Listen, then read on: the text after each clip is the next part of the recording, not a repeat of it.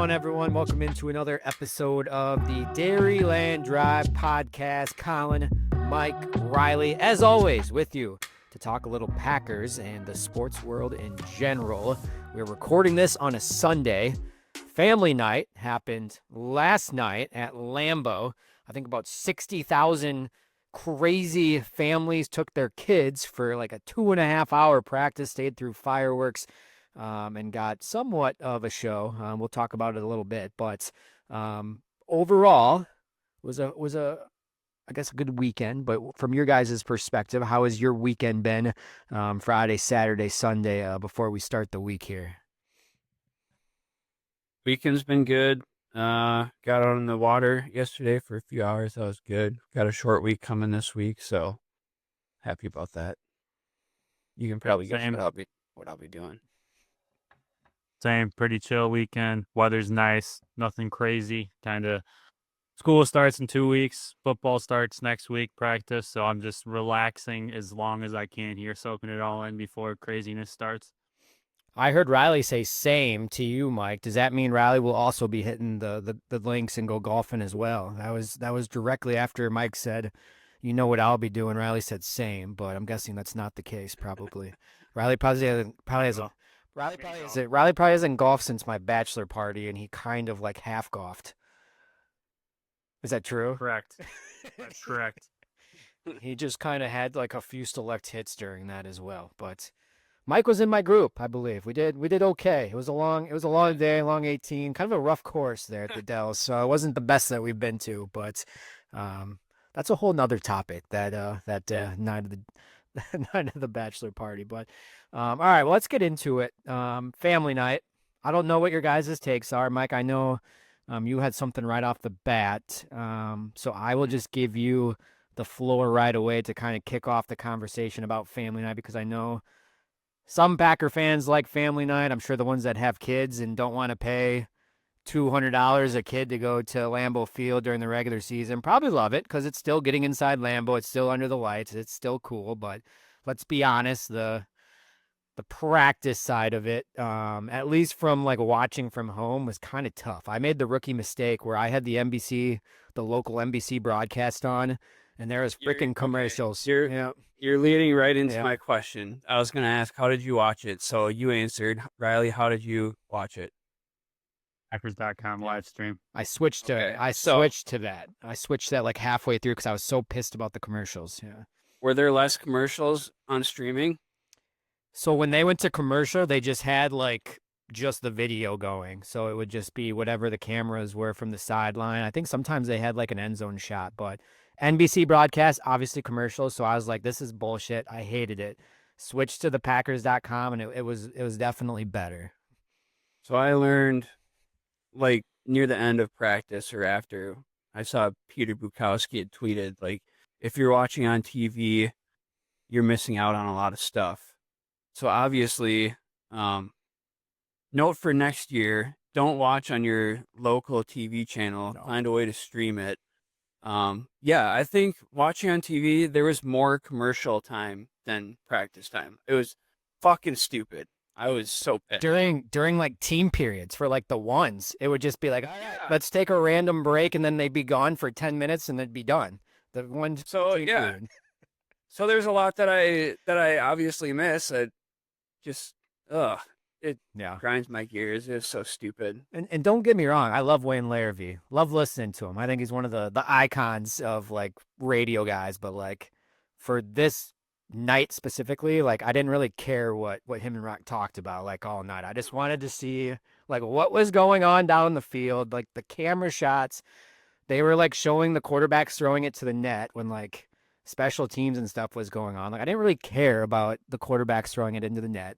Like the offensive line, I think at the beginning they fouled just like some, I don't know. It was very frustrating, and it was tough to take things away from it, at least from like that first like 30 minutes. But yeah, I don't know. So I was dissatisfied, to say the least, with the TV side anyway. Yeah. But I think, and Riley can correct me too, because I switched after like the first team period because I was so sick of it. And I was like, oh, I know Packers are streaming it. So I started watching that. And then when I think they went to commercial, because like the commentating stopped, it was still like camera shots and stuff. So you could like still see some stuff and like the periods and stuff going on, but it was still pretty brutal. Yeah, the cameras kept going. It was, like you kind of said, it was half the time it was shit that I really didn't care about, but it wasn't commercials, I guess, at least either. Yeah, and the thing that sucks is like I love John Anderson. Like loved him on ESPN, was great, but I didn't really give a shit of listening to John Anderson during like the Packers Family Night broadcast. Like I don't think none. he gave a shit about listening to those two either. I don't think so either. Like Harlan obviously is one of the best in the business. Love him. Didn't really care about what he was talking about because I was trying. That was like right in the heart of like the team periods and stuff too. So it was just a lot of like on the side of them, like the conversations with their heads popping up. That's what they were trying to draw you to. But like you were trying to watch one-on-ones and team periods and stuff like on the other side of the screen. And yeah, it was certainly frustrating. I will say that. I was Yeah, not happy about it. it almost seemed intentional to have all those distractions. Yeah. Like they're uber paranoid about anyone watching, like getting anything of substance from these practices. It's like So that's the next they're, point. uh, Next point. God, like Do you think, because let's be honest, one of the main takeaways I think from Family Night, we'll get right into it here. I can think all of us can say the defense dominated, right? That like it was a defensive show from every single period. Do you think that's because the defense is so far ahead of the offense right now, just with all the returners and just, you know, so obviously some of the injuries on offense, or do you think that was part of Matt LaFleur was so this is broadcasted on Packers.com, local news. I'm going to make it super vanilla. I'm not going to do anything, show anything, keep it super basic. Do you think it was more that last night with the offense, or do you think it was really the defense was just that much ahead of the offense right now at this point in camp, or a little bit of both, maybe?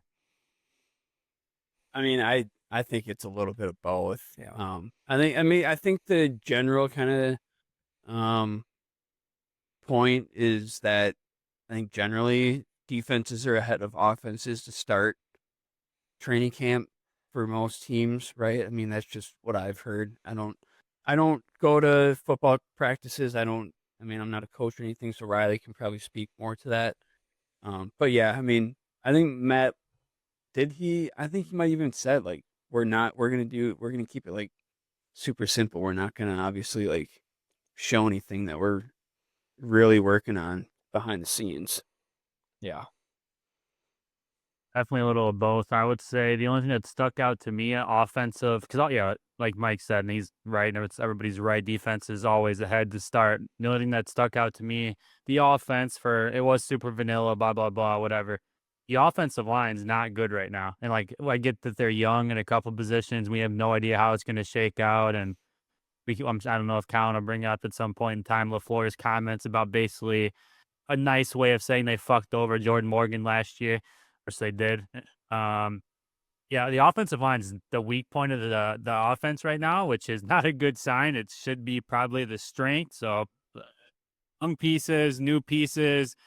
Jenkins going to center. It's all new, so I'm not going to sit here and be like, "Oh, we're fucked. The season's over. Our offensive line sucks." But that's got to get a lot better and shored up. Otherwise, it's gonna be rough because unless Lucas Van Ness is just a fucking stud this year, I don't know. He fucking bitched Jordan Morgan about 4 plays in a row, and that's not promising from what we've seen from Lucas Van Ness.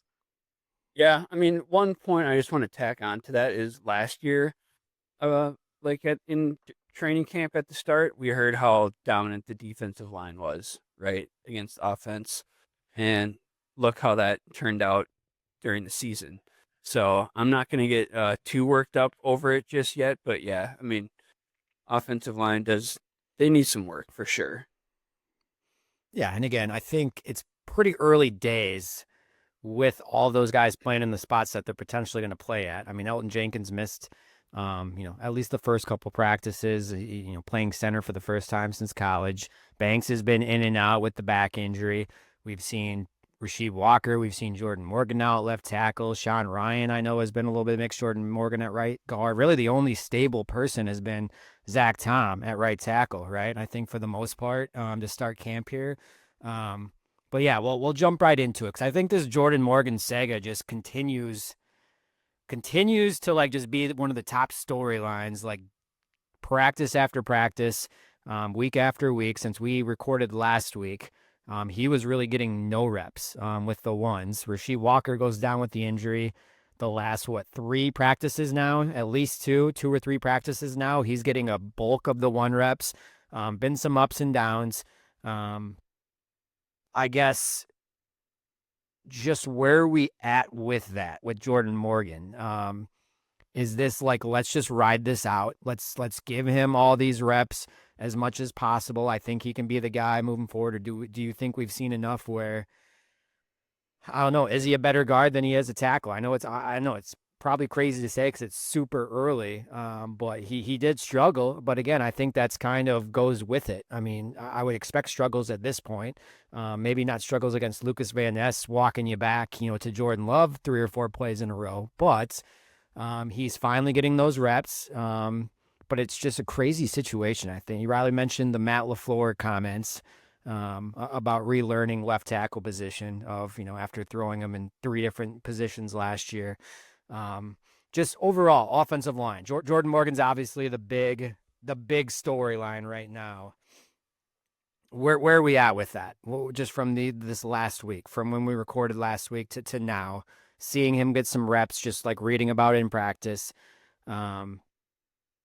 Is it time just to give him the keys and just let him make some mistakes and hopefully think his ceiling and his upside is a lot more than Rasheed Walker? Or are we now a little bit more nervous after maybe seeing him struggle and have those ups and downs these last, couple practices? I'm not nervous. I'm just confused. Like, what is the plan here with Jordan Morgan? Are you gonna keep him now at left tackle and truly let him compete with Rasheed Walker, or is he gonna go back to guard and try to get plays at right guard? Are they just gonna keep working him at both? If they decide he's the guard, what's the plan with Rasheed Walker then after this year? Like, are you gonna make him an offer? Are you gonna let him walk and try to find someone else in the draft or for agency, or try out Jordan Morgan at left tackle next year? Like, I don't know, dude. I am so confused by what the hell they are doing with Jordan Morgan. And another aspect to this too is probably Anthony Belton, right? I think Riley talked about it last week of like, why are we drafting these guys in the first 2 rounds back-to-back drafts if we don't truly know where we're going to play them? Because Anthony Belton's really got no tick at guard at all, like during camp. Like, I don't even think with the 2s, like he's been all on the outside as well. Do they see him potentially as like the long-term answer at tackle? Like, I know his feet and whatnot have been questioned a little bit. I don't even know if they know what's going on. I think they're just kind of trying to plug all these like potential possibilities in to see if like anything works or where they. And I think the rest of the NFL likes a cohesive like starting 5. I don't think the Packers give a shit about that. Like, I truly think he wants guys to play like wherever they can and have like that diversity and can play all over the offensive line. That's kind of what it seems like that they're drafting, and they've talked about, hey, we could have 7 guys like playing like into the regular season. Like, there could be rotations and stuff, which is just crazy to say in the NFL. I think, to me, we saw it a little bit in the past with the Packers, but to say that could happen with like 2 different positions in the same season, like that's even crazier to say. Yeah. Before I go in the Morgan thing, the only thing about Belton I'll say, and I don't think any of us would care or really say anything if whatever front office, it wasn't Goody. Whoever came out right after they drafted him, and we have this in our group chat from way back at the draft, literally right after they drafted him, they referred to Josh Sitton and TJ Lang, which were both guards, and they wanted to get bigger on the interior. If nobody would have ever said that, we wouldn't be talking about Belton at guard. We wouldn't be fucking confused. So they did themselves over on that one. So yeah, Belton's, I have no idea what the plan is there. Does not seem like a tackle to me. I'll find out more on Tuesday and Wednesday when I'm up there. If they go see how crazy they go live or whatever, but Yeah. Jordan Morgan, he just needs time at left tackle or whatever he's going to do. I think he can play. I think he lacks a little bit of strength, but at the same time, I think that's uncertainty with his footwork. I think he's athletic enough. Now, I'm not saying he's gonna. I'm not going to say Zach Tom, but I think he actually is very comparable to Zach Tom, athletic wise, and he is very comfortable being back there in space. But just his hand placement and stuff like that, he does not. He's not a big framier tackler, And Van Ness last night in those plays, he just kept bowling him because his arms are longer. So just getting used to anchoring and stuff like that, and he never really got beat on speed. It's not like Belton gets beat on speed about every play. I tackle that I watched in the one-on-ones they actually showed. So that's the difference there. But yeah, I don't just like Mike said. I don't know what their plan is. I'm sure we'll see him at guard for no fucking reason here this week for I don't know.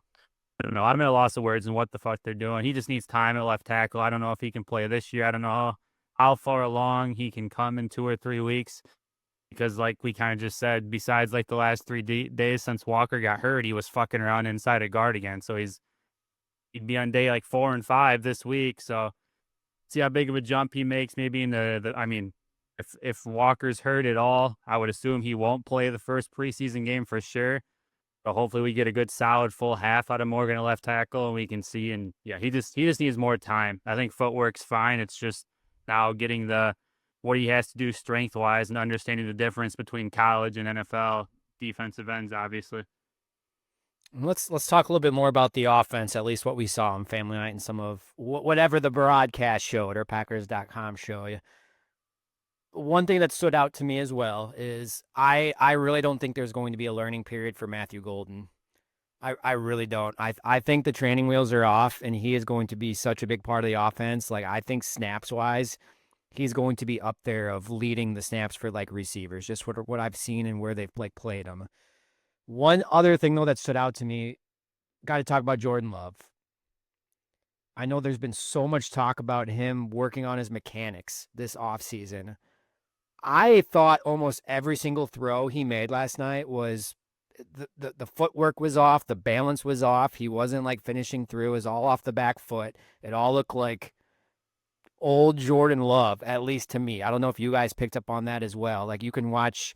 I watched all of someone made a video of like all the Jordan Love throws from Family Night. And I think there was like 12 or 15 on there. And probably 75% of them he was throwing off his back foot or imbalanced. Like there's no denying he's got incredible arm talent. But that's something to like I want to keep an eye on as well, because he's finally healthy. Like I think you can see that he's moving around pretty well. I think like the scrambling stuff, the extending stuff, I'm super excited about. But I don't know. There's gonna be a lot of pressure on him being healthy and kind of taking that offense to the next level. But that was just something that stood out to me from you guys offensively, just from what you saw in like the limited broadcast of either one-on-ones or team. Was there anything else on offense from starters or backups or anything that kind of stood out to you or something that you thought was maybe talking worthy for today's podcast? I don't love to hear that that you think he was thrown off his back foot 75% of the time. I mean, I didn't really see that much because 75% of the fucking broadcast was commercials.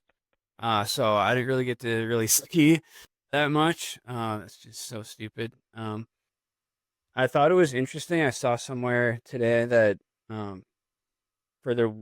think it was during team period, Matthew Golden had the most snaps on the outside as the outside receiver of any of them. So yeah, I would have to agree with you, probably based on that the training wheels are off for him. And I sure hope that's the case because we've all seen the talent and how explosive and dynamic he is. So hopefully he can make that impact right away.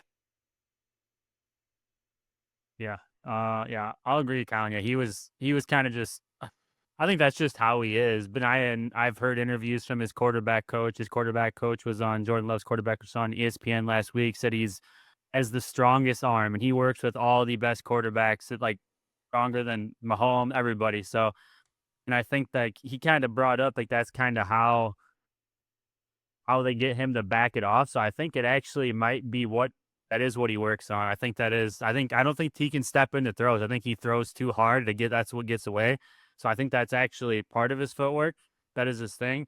But yeah, the receivers, Golden and Dobbs are in a different level right now, and everybody else in the entire team, receiver wise. Obviously, we couldn't see Dontavian Wicks. We know his releases. He was a hot topic before he got hurt there, but just watching them and their get offs and their routes, Golden and Dobbs they're on fire right now, and I would assume that they'll be the two that get the most looks by far. Their play speed is just noticeably different on TV or on stream or whatever you watched it on.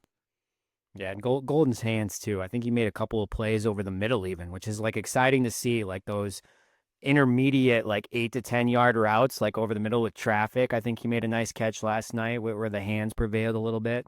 In the 2 minute drill at the end, like the out route to Jordan Love threw to him where he caught it and got out of bounds was pretty nice. So yeah, I mean, it's tough. It's tough to like slow down on the expectations on him. But like, I don't know. I think the sky's the limit of what Matthew Golden can, give to this offense. And then there's also that hope of like, if Christian Watson is, the Christian Watson unicorn and can come back and be, maybe not 100% Christian Watson, but, maybe 80% Christian Watson. Like what could this offense look like potentially in December with those two potentially stretching the field and the speed and the playmaking? I don't know. That's got to be something that's on a lot of Packer fans' minds, I would imagine. So a lot of excitement on that end, but the excitement last night I think was on the other end. Have to mention Omar Brown, probably the player of the night, I would say, if they were to give out a game ball for family night. Any time a DB gets 3 picks in a single practice, pretty impressive. Will it matter? Probably not. I think he's got a long uphill battle to make the roster. Like he's probably like what in the Zane Anderson competition of if he can contribute on special teams a little bit more, maybe be a little bit more of a safety. But the guy that stood out to me and keeps standing out to me is Carrington Valentine. The dude just keeps making play after play after play. I don't know. It makes you like a little bit of excited about the DB room. We've obviously heard about Nate Hobbs. Like Keyshawn Nixon's been a little bit quiet. I don't know from your guys' perspective too. Maybe like haven't heard a ton about him, but sometimes that's a good thing. I think for DBs, if you don't get talked about a lot, that means you're probably holding your ground out there. Maybe you're not like getting interceptions or making huge plays, but usually if you're not talked about, you're just doing your job. But Carrington Valentine's a guy like every single practice. Guys are talking about him of just like his ball skills, his coverage skills. I mean, if he's your number 1-3 and he's playing at the level he is, I mean, Hafley's going to have a lot of like weapons to just mess around with. But defensively, and I'll start with Riley for this one since he got the Packers.com broadcast, and we'll get to Mike as well. Defensively, a lot of positives. But what were some of your big takeaways from family night, watching the defense and some of the individual one-on-ones and then, the team stuff? Yeah, I think one-on-one wise, Valentine's definitely the one that stuck out. He's always been really skinny. He actually looks like he has a little bit of muscle. Maybe he gained 15, 20 pounds this offseason, which will really help. Overall, just and I think they are a fast defensive group, like overall. They look fast too. So just the team speed on defense is what sticks out to me. Defensive line, DBs, and I think their linebackers, especially when they get Quay back, like those three are really, really fast. They're doing a lot with Simmons right now. I think he actually is going to be a really big, important role. I think you saw as vanilla as LaFleur was in offense, Hafley was not last night. He was getting pretty wicked last night for no fucking reason. So like I've been telling you guys, just fucking wait. This is going to be some chaotic shit, especially with 3 linebackers out there that all literally run 4.4s and weigh 240 pounds. Yeah. Just the team speed, the versatility, just the fact that he was being a little bit crazy last night for no fucking reason. Yeah, I think the defense, like you said, stole the show, and there's a big, big upside for this defensive side of the ball. Yeah, I'll take your word for it, Riley. Did you going see back to some of the Carrington- picks? Did you see some of the picks at least on the broadcast? 'Cause I saw. they had 5. I think they had 5 as a team and like all the team period stuff last night. So hopefully you saw some. I remember one down by the goal line was one of those Omar Brown, Yes, I believe that one of those was Omar. and then I saw another one where I think Golden might have Broke off the stopped his route. route or whatever. I think that was Carrington Valentine. Yeah. Yeah, that was Carrington Valentine. One funny thing I did think about Carrington Valentine was it might have been during one-on-ones. Uh, he had like a contested play down end zone with someone, and you could see like clear as day. He's just like grabbing the guy on the inside of the shoulder pads, and the guys on the broadcast were like, "Oh, great coverage, great coverage." I'm like, that is blatant pass interference if we're playing on Sunday, but sure. But other than that, I mean, yeah, hopefully he turns out to be the real deal. Um, I do gotta say, I listened to Jeff Halfley's presser earlier this week.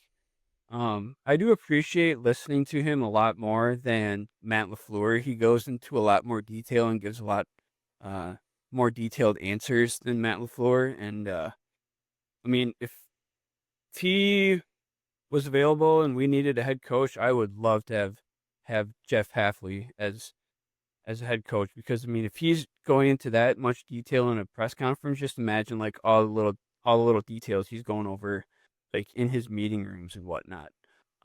So looking forward to what he's got dialed up this year, but kind of thinking we'll have to enjoy it this year while it lasts, because it may not be too long lasting.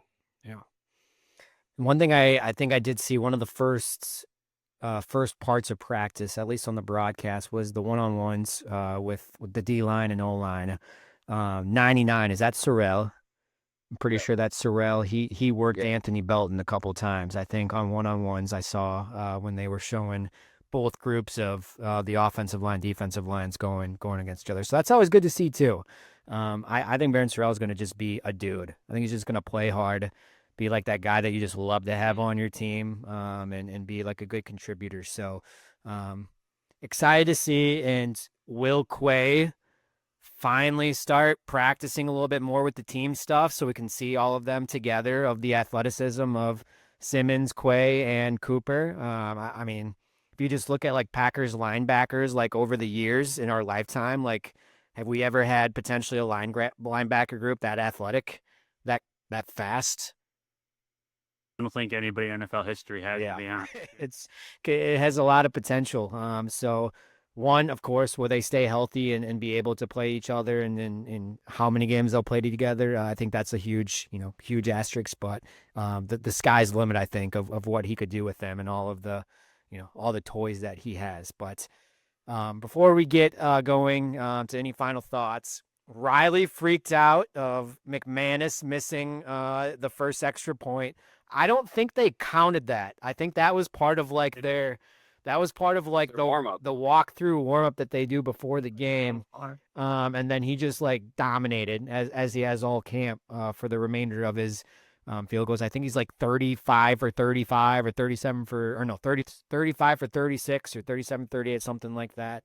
The field goals that I saw like were pretty confident right through the uprights. I don't know what the hell was going on with that extra point, but I'm still on board, and I still feel pretty confident, at least in the kicking game. I don't know.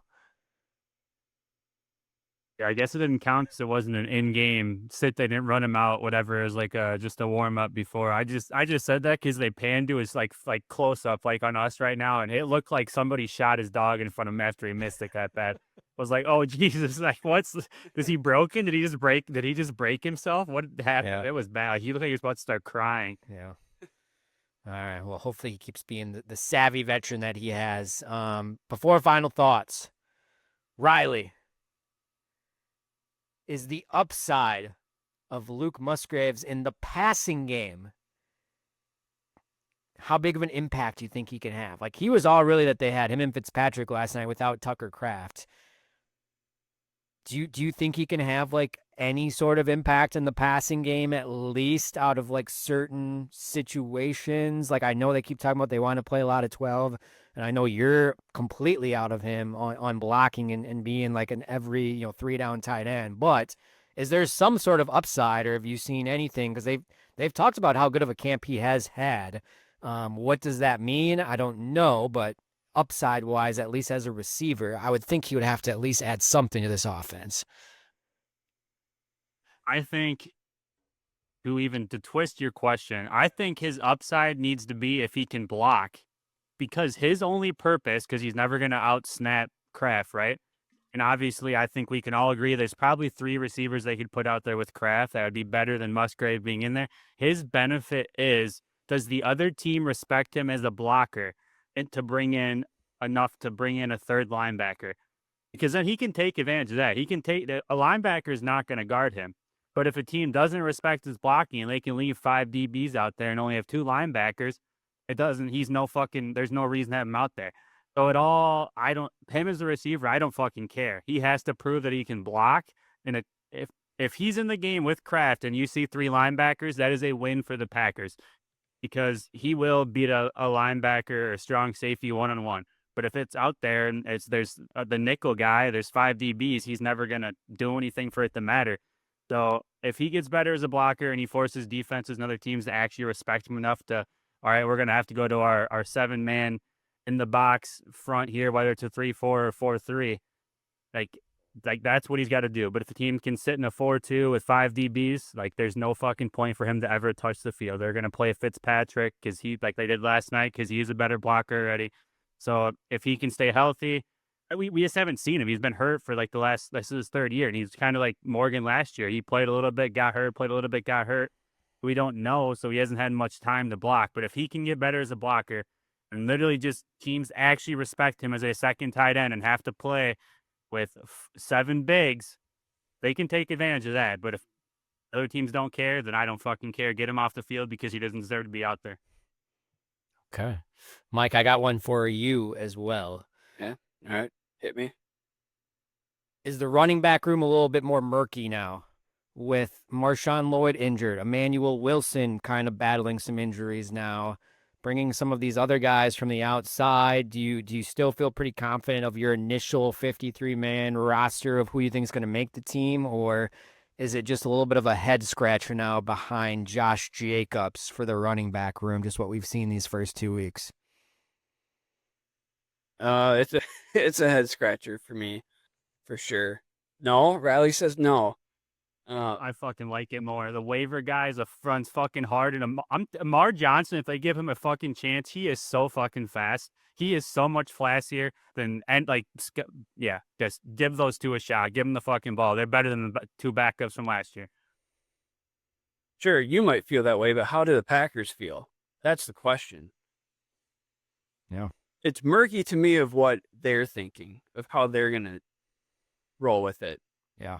I mean, with the injuries, I mean, that throws everything for a loop. Yeah. For me, looking at how they're going to do it. I truly don't think they know behind. I think it's 8, and then let's see where we're sitting at last week of preseason going into week 1 of the regular season. Because I mean, Emmanuel Wilson seems like he dodged a major injury, which is good. Will he even make the 53? I think is the bigger question, because he seems like he's been a little underwhelming so far. Chris Brooks has just been Chris Brooks. I think they're confident in the pass pro and helping on 3rd down. But yeah, Marshawn Lloyd seems like at this point he coughs and he's got a back injury or something, so we can't really trust him. So does it hurt not take a look at some of these other guys and see what they can give you? Because realistically in this offense, running back 2, what would their role even be? Josh Jacobs is going to get what? 75% of the snaps a game probably, and a big chunk of the carries. So are you really truly looking for a true number 2 behind Josh Jacobs, or are you just looking for guys that can fit maybe certain roles in certain situations? I think that's the thing they maybe have to kind of look at right now, and pray to God that someone's looking over Josh Jacobs' shoulder all season, and let's keep number 8 healthy, because I think that's a huge, huge piece to this offense. But any final thoughts before we get into the final drive of family night, or just in general? Rewinding, since we talked last week, we had a full week of practice. I know we touched on a majority of the topics, but any other closing thoughts of training camp week 2 so far before going into the final drive? No, first preseason games this weekend, right? You betcha it is. You betcha it is. Jets at Lambeau. Saturday. Yep. Saturday at 7 o'clock, I believe. Yep. Okay. Okay. The only thing I can think of is it is all quiet on the McCall Hardman front from all the first week and summer shit. Now the pads are on. I don't know if he exists anymore, so I don't know how bright that looks for him. Yeah. Yeah. We will see how the receiving room plays out, because I hope these injuries aren't serious. The Tucker Kraft, I'm hoping that's just a precautionary. Let's give him a few days to rest up so he's not dealing with that every day. But it seems like the hamstring issue used to be the old injury. Now it seems like it's a growing thing. So is like the new age, new air Packers turning into groin issues instead of the hamstring issues? I don't know. We'll find out. Hopefully not. But just something to kind of keep an eye on here as we enter week 3. But all right, let's go to the final drive. Going to be a fun one this week. Buy or sell? I think all of our listeners should be aware of buy or sell. I'm going to give a topic. Could be super spicy. Could be pretty common of what's going on in training camp. And I'm going to go back and forth to Mike and Riley if they're going to buy whatever I say and talk and back it up a little bit, or if they're going to sell it and say, that is absolutely ridiculous, Collin, get that shit out of here. I don't want nothing to do with that. I have 6. I just thought of a new one, so it might be 7. We'll see how long this goes. But let's get it started. We'll start with Mike. Buy or sell? Nazir Stackhouse has played his way onto the 53-man roster these first 2 weeks. Oh boy. I'll buy it right now. Okay. I've heard his name come up enough times so far that it sounds like he's making enough splash plays, being impactful enough along the defensive line. Has he really run with the ones much though, or has it pretty much been with the 2s and 3s? Majority of 2s and 3s. I think he's had a little bit of tick with the ones, on Wednesday or Thursday this week. Yeah, goal line stuff. They said besides Kenny, he's been by far the best run stuffer. All right, I'll stick with my buy. Okay, Riley, buy or sell? I'm going to buy it. I think you've heard far more about him and Brinson and the positives. Maybe it's because they're rookies, but I have not heard shit about Colby Wooden, and I haven't heard shit about Carl Brooks. So, and I mean, I said this summer. I think you guys agree. If those two are pushing Brinson and Stackhouse like it says, I think I'd be adios for Colby Wooden, especially showing up to training camp at only 270. I don't really know how much a 270-pound defensive tackle really fits in the NFL, let alone this defense, if he's not going to be producing.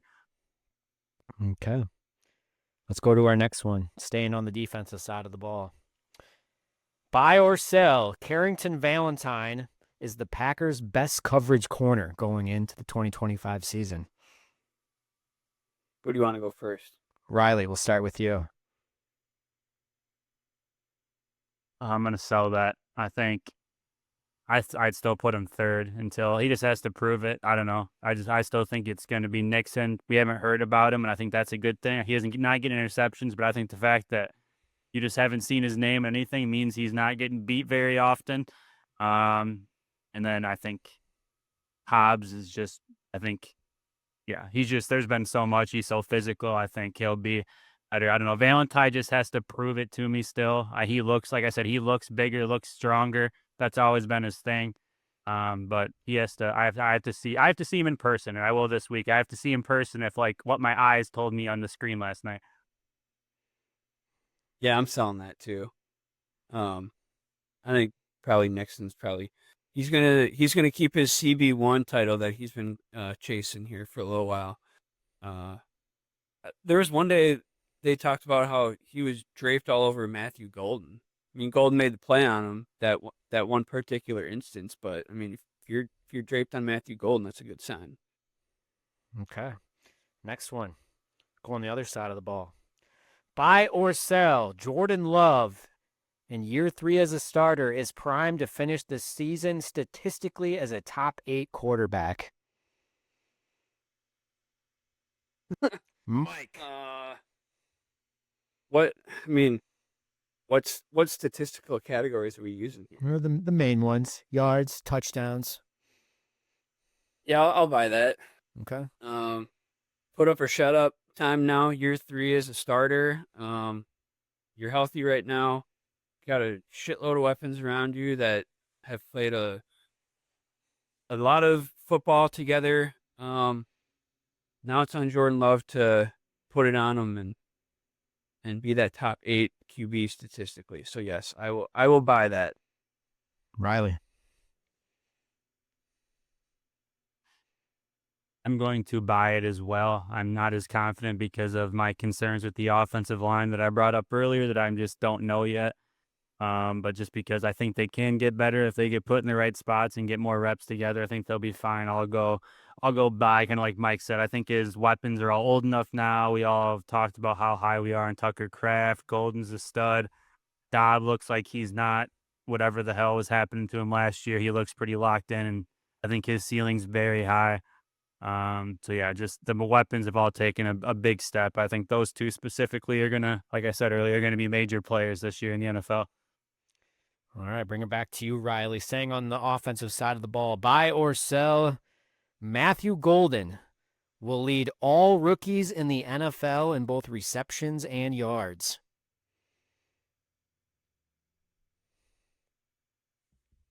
I'm going to sell. I'm going to say he's going to be second in both to T-Mac in Carolina. Some of the plays that we're seeing at a training camp down there at the Panthers, he's doing some crazy shit. Bryce Young looks like he actually might be okay too. So just the other weapons that the Packers have along with the rushing game, I don't think he'll surpass T-Mac. Mike. Is there a hold option here? Yeah, you know what? I'm gonna go opposite. I'm gonna say buy. I'm gonna be a homer and drink the Packer Kool-Aid, the Matthew Golden Kool-Aid. Give me a buy. Why not? Let's see it. Okay, I like it. All right, we brought this up earlier. We're going to go to the coaching staff. Buy or sell. This is Jeff Hafley's last year in Green Bay on the coaching staff. I'll buy that. I think he's too charismatic, too creative, like Riley's talked about.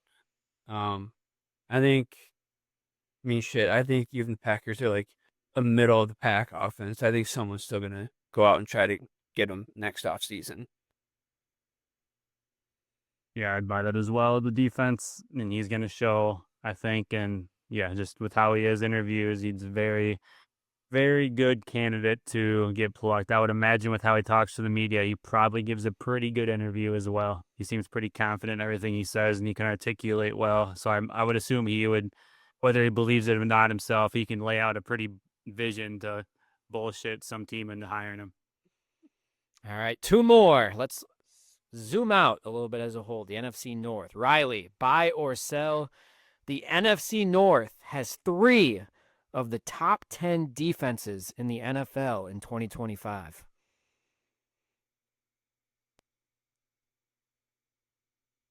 Well, I do not think the Bears or the Lions are going to be top 10 defenses. I think the Packers and the Vikings are. I just don't trust the Bears until I think their offense will be okay.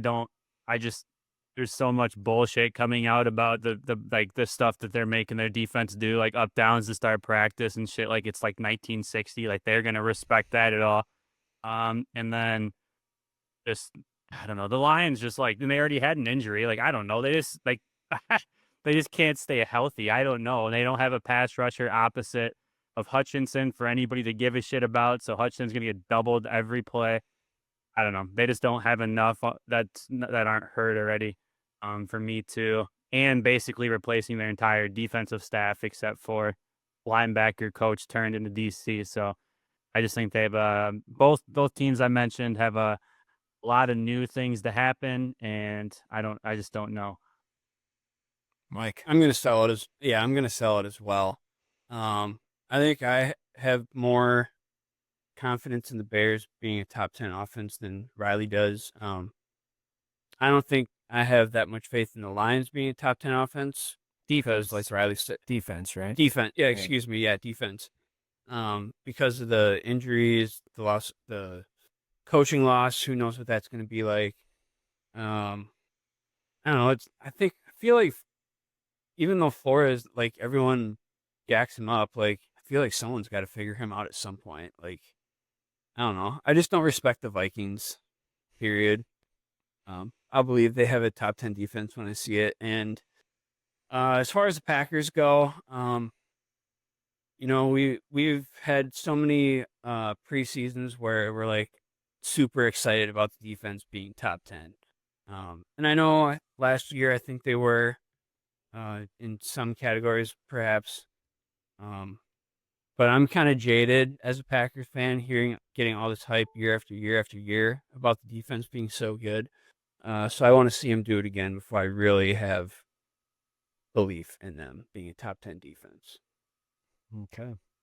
Last one to round it out. We'll start with you, Mike. The Packers are legit Super Bowl contenders for 2025. Boy, I'm going to sit. I don't like that you smile at me like that. Making me nervous. Legit Super Bowl contenders. I'll buy it. Okay. I think the line, as long as they stay healthy, will be good. I think they'll be good. I think playmakers on the outside, the receivers. Hopefully, they got the drops behind them. Another year of experience. Halfley's defense, which will be good enough, I think. And then I don't really have any concerns about special teams being like awful, that they'll like lose a game for us. But right now, I'll buy it. Yeah, I think it's an easy buy for me. My only two questions, I'm going to go back to the offensive line, is as long as if they don't push Jordan Morgan to start a left tackle if he's not ready. If Rasheed Walker's been fine, like he's been good or great or whatever, but he's been fine, right? So as long as they don't force that and get Jordan Love killed, and also I don't think Sean Ryan's good at right guard. I don't think the Packers have a right guard. I don't know what they're going to do. He'd fix that. So if they can find a right guard, I guess would be my major concern. And then yes, those are my two caveats. But I think they have 4 out of the 5 spots solidified. I don't know if it's Jordan Morgan has to go back in the guard and they're going to screw him over or whatever. But I don't know. Whatever they want to do there, I think right guard's the major concern for me to just consolidate their entire offense.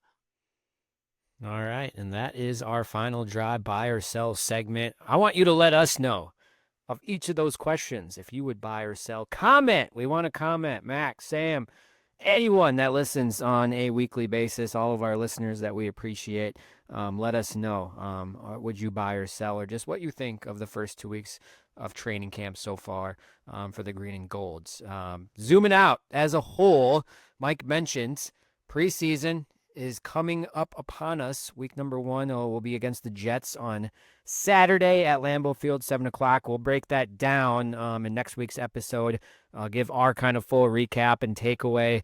I'm going to guess not going to be a ton of starters, maybe a few snaps here and there from some potential impact or starting guys.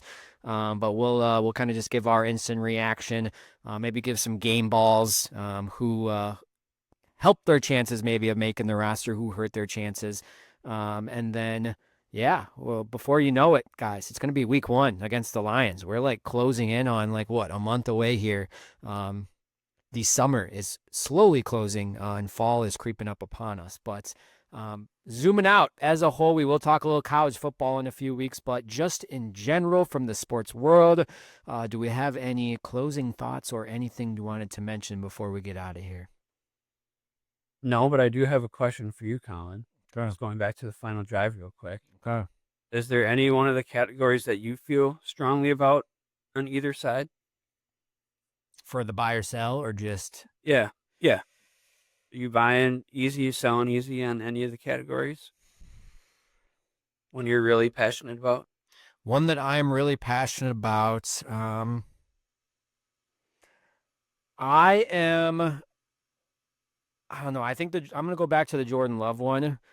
I think that he has potential to have a top 5 season statistically, just from my standpoint, if he is fully healthy, because you could just see it, just like his confidence and just his fluidity, I guess, last night of him being able to move around. And I think that's such a big part of his game. His extending plays, his plays out of the pocket, his arm strength, with some of these potential offensive weapons, hopefully, like you said, putting the drops behind and taking a step forward this year. I think this is the year. I think this is the year that Jordan Love kind of shuts up a lot of maybe the Packers haters and a lot of the national media, and has a really true breakout season, hopefully. So I'm really going to buy the top 8. I think he can even be top 5, like I said. And maybe a super hot take, maybe be on the very, very, very back end conversation of MVP potentially. I don't think he would be a legit MVP candidate, but I think he would at least play himself into the conversation at one point or the other. So that is one that I think pretty strong about. We'll see if it happens, but I have pretty high hopes for Jordan Love. Hopefully taking that year 3 jump and just the targets he has, but. Might be on the lower level of that hot take. They've been saying that on ESPN all week. I don't think it's much about people are fucking in love with Jordan Love for some reason. ESPN, everybody, number 1 quarterback in the NFC, and nobody really disagreed with it. It was crazy. Okay. And I do like myself some Nazir Stackhouse. I think he just keeps making plays after play. I think he's locked up a spot in the 53. I don't know how you keep him off at this point, because if you don't have him on the 53, there is no chance I think he makes it back on the practice squad. I think someone else picks him up as well, just with how well he's played. And defensive tackles, I think you need your name to be brought up and making at least 1 or 2 plays a practice. And I think he's done that as well. So I'm pretty high on Nazir Stackhouse and the role that he can kind of fill, I think, on this offense, on this defense. And yeah, he's not going to be an every down player, but I do think there's an important role potentially for him. And again, yes, it has been on 2s and 3s. Can he continue it if he starts getting some more ticks with the 1s and playing against that starting offensive line in the interior there with the Banks and the Jenkins and maybe not Sean Ryan so much, but some of those better offensive linemen on the team, I think will be the real story. So I think that'll be something to pay attention to here the next week or two. But Sporting Warrior as a whole, Riley, your Bournemouth, watched a little bit of them today. Was not too exciting, but football is right around the corner. Championship League starts next week with Wrexham, who has made a ton of signings. So very interested to see how they do. And then the Premier League is the 16th. College football, we're really excited. We're going to do a preview show in a few weeks. Talk about the Badgers of whatever we can muster up. If Fickle's on the hot seat, or what Mike, his thoughts on the Badgers going in the 2025 season. Maybe Riley's Florida Gators a little bit. And how about the Illini, huh? Potentially a top 15 preseason team. The Pumpkin, Brett Bielema, has a lot of guys back on defense and offense, maybe one of the better quarterbacks in the Big Ten, and maybe a top 10, 15 quarterback in the whole country. Luke Altmaier going to lead the way on offense. So coming off a 10-win season with the Illini, big expectations. We've seen a lot of articles about can they be this year's Indiana run of what Indiana did last year. We'll see. Pretty favorable schedule in the back half, so I'm excited to talk about that in a few weeks as well. But any thing you guys want to add?